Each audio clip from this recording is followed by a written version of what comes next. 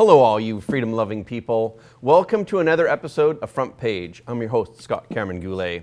And Happy New Year's to everyone. This is our first show of 2022. We begin with a review of some of the major events since Christmas. The Omicron variant of the virus first appeared to be a contained outbreak, and then it spiraled out of control overnight. The number of infections in Europe and the United States has broken records several times. Faced with this situation, countries have taken very different measures. It's interesting to note that many countries actually shortened the quarantine period at the same time. One of the most extreme measures is the CCP's policies. The CCP ordered the outbreak areas to achieve zero infections within a specific period of time. Of course, the virus would not listen to the CCP, but the CCP seems pretty sure that Wall Street would listen to its whim. So it has laid out a trap and will wait for investors to come in. Okay, let's get into it. From Christmas Eve to New Year's Eve, the global average of COVID-19 infections was at least 1 million cases per day. Several countries, including the United States, France, the United Kingdom, Greece, and Portugal, broke previous records in terms of confirmed numbers. In the past week, the U.S. broke records 4 times. The last day of 2021 saw a record number of 386,000 new cases. The number of confirmed cases in the UK on December 27th was also 130,000, a record high for a single day. Many countries have canceled celebrations for 2022 because of concerns that Omicron could spread widely in gatherings. South Korea canceled its traditional midnight bell ringing ceremony for the second year in a row. It also announced a 2-week extension of stricter lockdown rules. Authorities in Indonesia's capital, Jakarta, closed 11 major roads to stop large crowds gathering during the New Year. Meanwhile, Malaysia banned gatherings nationwide and canceled the fireworks in the capital, Kuala Lumpur.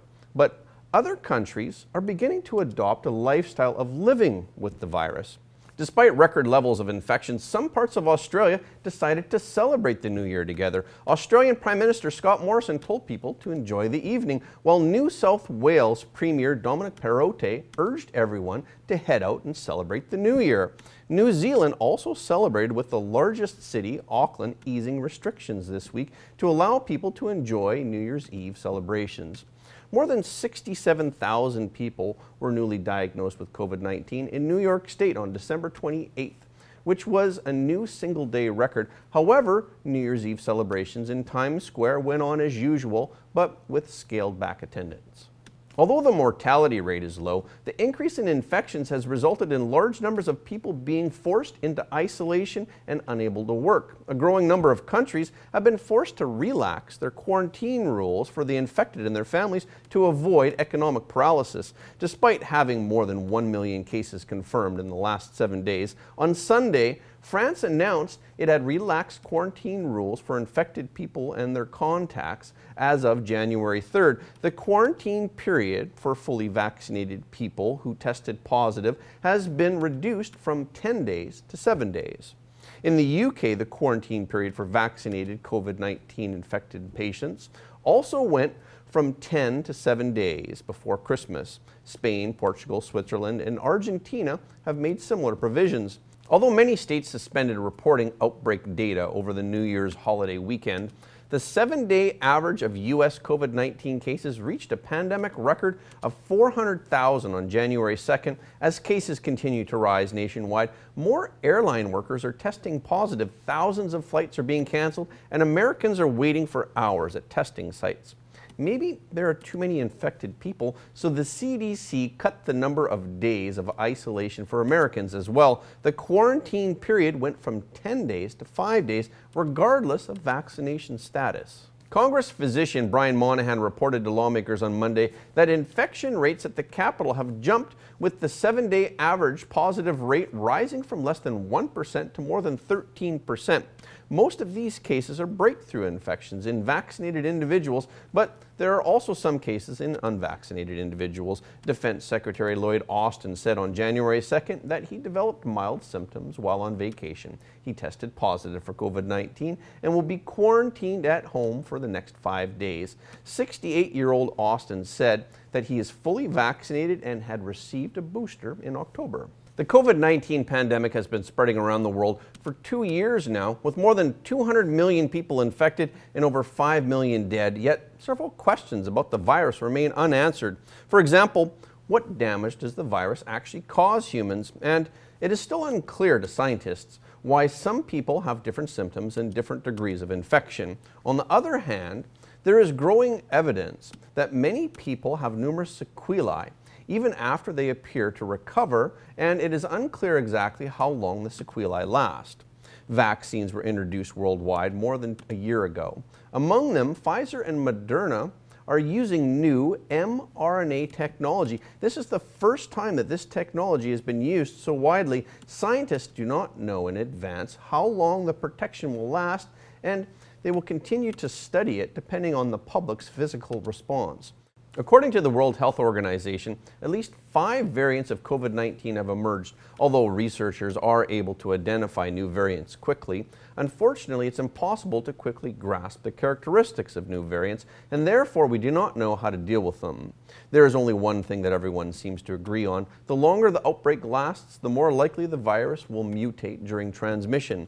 Most Western countries have determined that vaccines are the only effective method to combat the virus. Because of the increasing number of breakthrough infections worldwide, many countries are considering booster shots. Israel and Turkey are going even further. Israel has announced a 4th dose of the vaccine for those over 60 and for healthcare workers, while the Turkish government has officially announced that adults can make appointments to receive a 5th dose of the vaccine.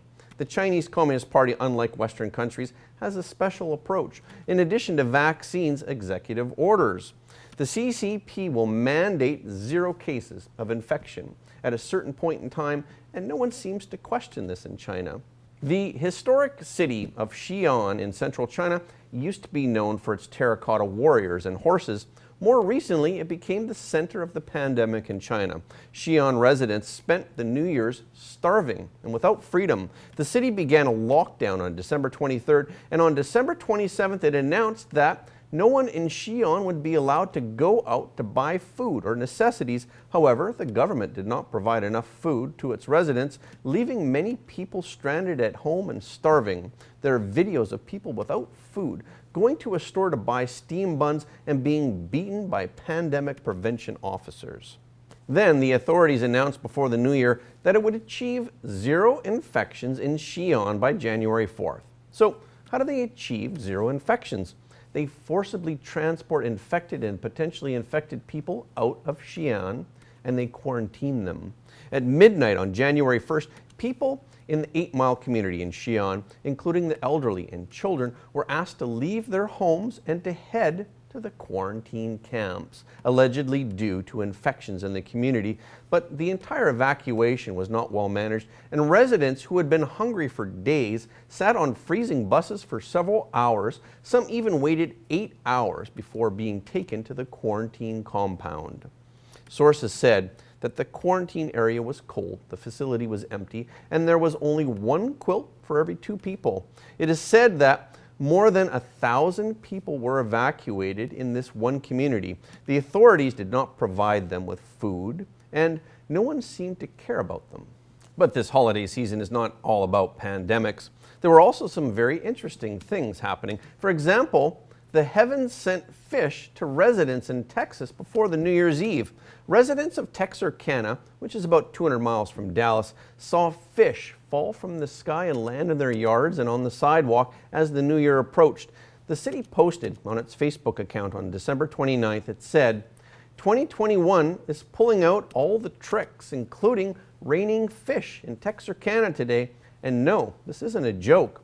Several residents also posted photos of fish landing on the ground. This is not the first time flying fish have been sighted. In 2017, teachers and students at an elementary school in Oroville, California, reported seeing more than 100 fish landing on the schoolyard and the roof. The city explained, "Animal rain is a phenomenon that occurs when small water animals like frogs, crabs, and small fish are swept up in water spouts or drafts that occur on the surface of the earth. They are then rained down at the same time as the rain." The Post joked, Show us your fishy pics. And please, for the sake of everyone, let's tiptoe into 2022 as quietly as possible. China Mobile, one of the largest state-owned cell phone networks in China, is closing its operations in Canada. Early in 2021, the Canadian government began reviewing CM Link, which is China Mobile's Canadian subsidiary, because of national security concerns. On August 9th, the government issued an order requiring the company to divest its shares with the parent company or terminate operations within 90 days. Emphasizing that it did not possess critical infrastructure and could not pose a threat to Canada's national security, CM Link filed a motion in federal court to set aside the federal government's decision. However, CM Link's application was rejected after a hearing in November. In its filing, the Canadian government stated that China Mobile is a Chinese state-owned enterprise and that China is a country that would pose a significant threat to Canada through espionage and foreign interference operations. Chief Justice Paul Crampton ultimately ruled that the continued operation of China Mobile Canada would cause substantial harm to public interest. CM Link announced on its official website that it will cease operations as of January 5th.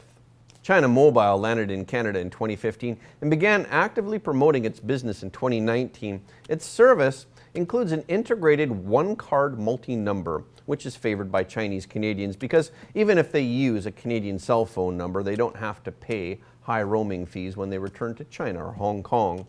Canadian-Chinese lawyer James Lai told Radio Free Asia that it's very reasonable for Ottawa to review the business practices of foreign companies in Canada under the Investment Canada Act. There are companies in China that provide some form of government function, including infiltrating foreign companies, collecting personal data, and collecting many trade secrets and military secrets. Other experts suggest that Canada's next step will be to take similar actions against Huawei.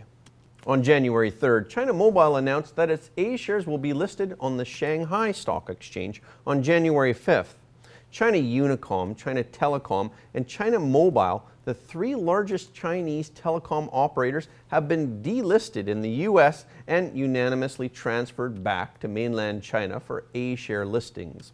The pattern of Chinese companies going public in the U.S. to capture money is changing as an all-out battle unfolds between the U.S. and the Chinese Communist Party. This phenomenon shows that the CCP seems to have designed a new roadmap to retreat state-owned enterprises and returning to China from the U.S. stock market, and private enterprises retreat to Hong Kong for listing. Catherine Jiang, a Hong Kong-based financial analyst, said that if these companies were to move back to China, they would bring in huge amounts of foreign capital from Wall Street.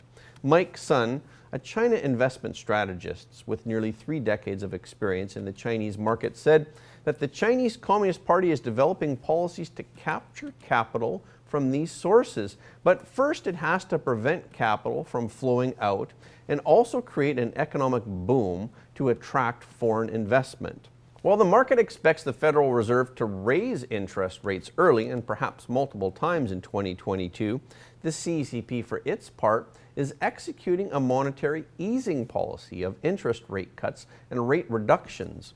The CCP central bank lowered the one-year loan prime rate from 3.85% to 3.8% on December 20th. In addition, it lowered the low reserve requirement ratio in early December, releasing about $190 billion into the market. Sun described the CCP's move as tightening the fence in preparation for harvesting foreign capital. But the CCP's strategy may not be as powerful as it seems. We published an episode on our membership site over the weekend. I want to show you the trailer. Recently, there have been so many reports of Chinese communist spies being arrested that it doesn't seem to be news anymore. In the latest news, the CCP has turned Taiwan's presidential bodyguards into spies. We have given many examples of how the CCP has infiltrated every country in the world on every level and every class, trying to manipulate the world, but we don't want to give you the wrong impression about how powerful and invincible the Chinese regime is. The truth is that although the CCP is indeed more evil than the average person can imagine, it is not very powerful. It succeeds by exploiting the greed and desires in human nature. We need to understand the CCP's tactics, but we also need to believe that evil will never prevail over good. Today, we're going to tell a few stories where the CCP has not succeeded. Even ordinary people who do not have any power can stay away from communist deceptions and schemes if they can keep a strong moral line. You can watch the full episode on our membership site, frontpageshow.com. Okay, this is our show for today. Thank you for tuning in. Again, if you like what you heard, please don't forget to like and subscribe this video and share it with your friends and family, because everybody deserves to know the truth. Again, thank you for watching Front Page, and we will see you next time.